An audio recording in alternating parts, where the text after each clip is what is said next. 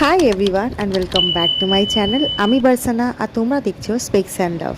আগের ভিডিওতে যেমনটা তোমরা দেখেছো আমি পুরী যাচ্ছিলাম, আর সেই ভিডিওতে আমি শেয়ার করেছিলাম বন্দে ভারতের ব্রেকফাস্ট। এই ভিডিওতে তোমরা দেখতে চলেছো আমি বন্দে ভারতের লাঞ্চে কী খেয়েছি।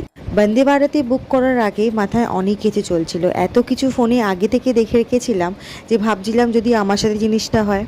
অনেক শুনেছিলাম যে বন্দে ভারতের ফুড কোয়ালিটি ডিটোরিয়েট করেছে, সিট কোয়ালিটি ডিটোরিয়েট করেছে, এসি থেকে জল পড়ছে, অনেক রকমের জিনিস। কিন্তু বিশ্বাস করো, এই একবার ট্রাভেল আর প্রথমবার, তাও আবার আমার, কিন্তু এরকম প্রবলেম কিন্তু আমরা ফেস করিনি। খুব সুন্দরভাবে গেছি, এভরিথিং ওয়াজ অল ফাইন।